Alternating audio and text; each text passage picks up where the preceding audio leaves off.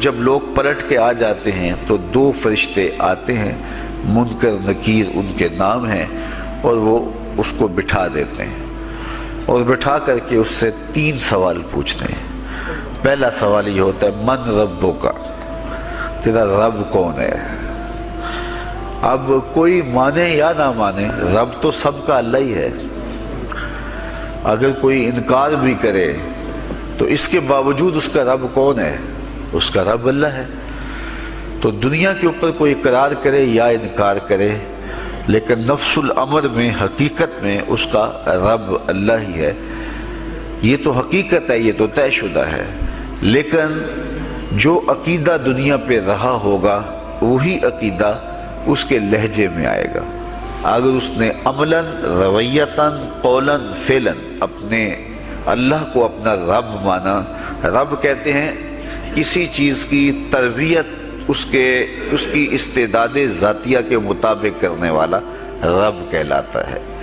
تو اللہ تعالیٰ جل شانہ ہم سب کا خالق بھی ہے، مالک بھی ہے، رازق بھی ہے، اور ہماری ضروریات کا وہ کفیل بھی ہے۔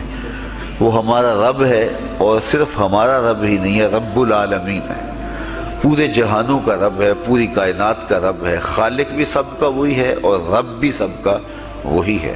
جو اسے مانتا ہے اسے بھی رزق دیتا ہے، جو نہیں مانتا تو اس کے لیے بھی رزق کے دروازے بند نہیں کرتا۔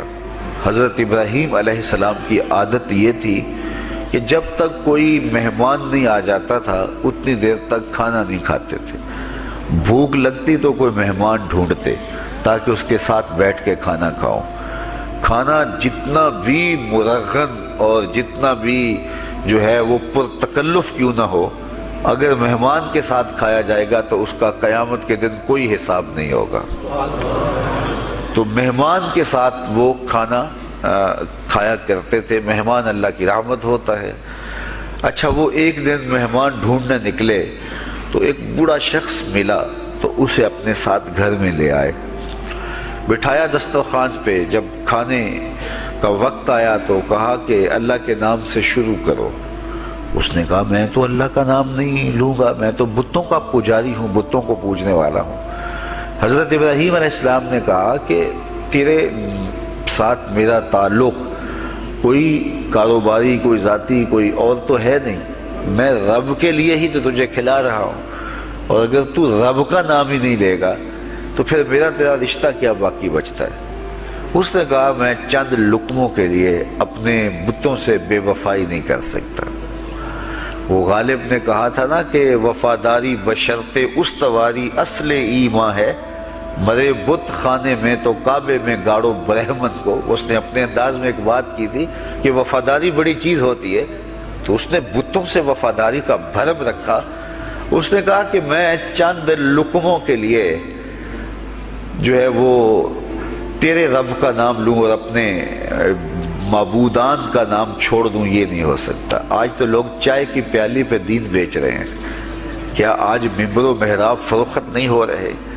لیکن اس بوڑھے شخص نے کہا کہ میں چند لقموں کے لیے، چند ٹکڑوں کے لیے میں اپنے بتوں سے بے وفائی نہیں کر سکتا۔ حضرت ابراہیم نے کہا تو اگر بتوں کے ساتھ اتنی محبت رکھتا ہے تو پھر میں بھی رب کے نام کے علاوہ تجھے دینے پہ آمادہ نہیں ہوں۔ وہ دسترخوان سے اٹھ کے چلا گیا۔ وہ چلا گیا تو جبریل امین حاضر خدمت ہوئے، رب کا سلام دیا، اے ابراہیم۔ رب سلام دیتا ہے اور فرماتا ہے تو نے آج میرا ایک بندہ ناراض کر دیا۔ یا اللہ، وہ تیرا بندہ تھا، اس کو تو تیرا نام لینا بھی گوارا نہیں تھا۔ کہا ابراہیم اس کی عمر کتنی ہوگی؟ یا اللہ 80 سال کے قریب ہوگی۔ کہا اتنا عرصہ ہو گیا میں اس کو رزق دے رہا ہوں، تو ایک دن نہیں کھلا سکا۔ اب ابراہیم علیہ السلام اس کو ڈھونڈنے نکلے ہیں۔ وہ کسی پہاڑ پہ چڑھ رہا تھا، دور سے آواز دیو میاں آ جاؤ، کھانا ٹھنڈا ہو رہا ہے۔ اس نے کہا تم تو بڑے سخت تھے، لہجے میں، رویے میں تبدیلی کیسے آ گئی؟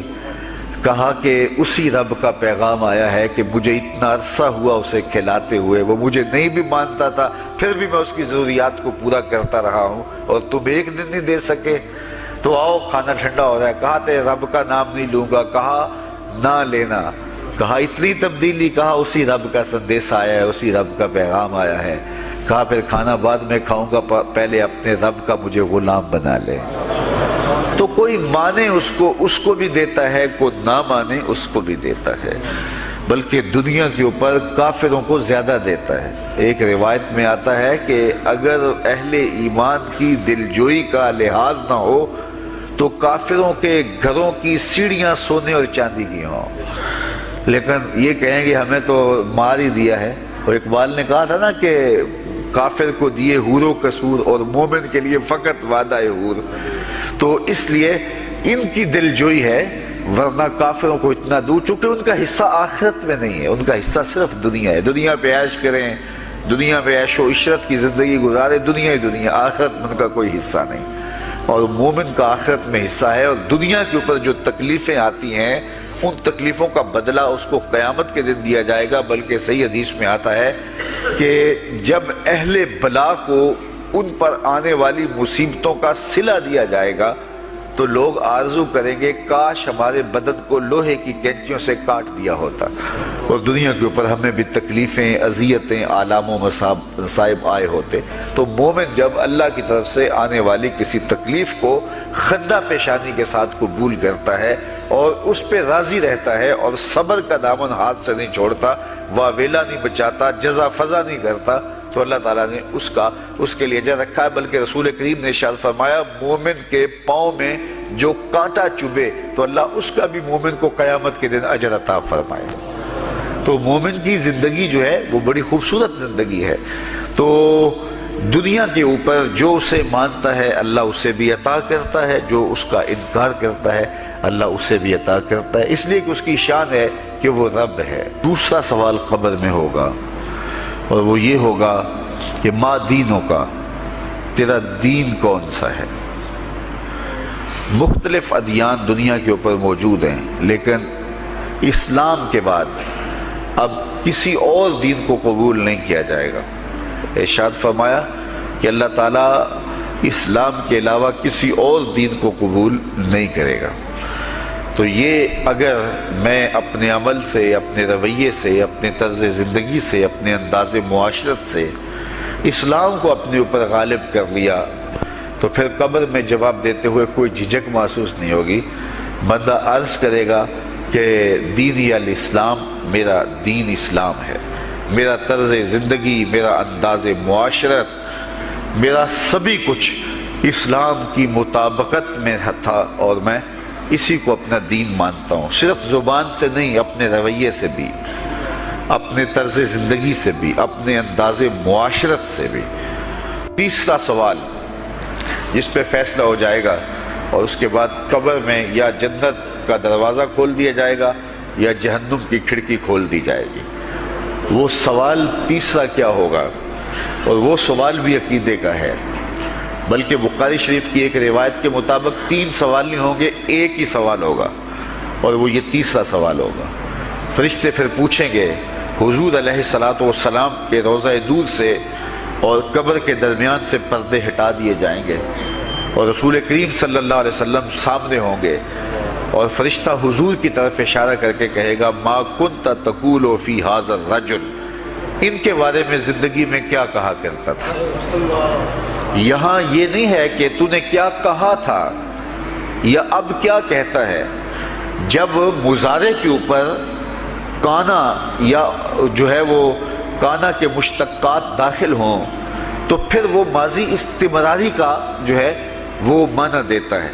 تو ما کنت تقول کا معنی یہ ہے کہ تو کیا کہا کرتا تھا، تیرا لہجہ کیا تھا، تیری زبان کیا تھی، ان کے بارے میں تیری رائے کیا تھی، تو کیا بولا کرتا تھا، کیا کہا کرتا تھا۔ تو یہ حضور علیہ الصلوۃ والسلام سامنے ہوں گے اور یہ سوال پوچھا جائے گا۔ اب ابو جہل سے پوچھا جائے گا ما کنت تقول فی ھذا الرجل، تو وہ کہے گا ہے ہاتھ لا ادری، ہائے افسوس میں نہیں جانتا یہ ہیں کون۔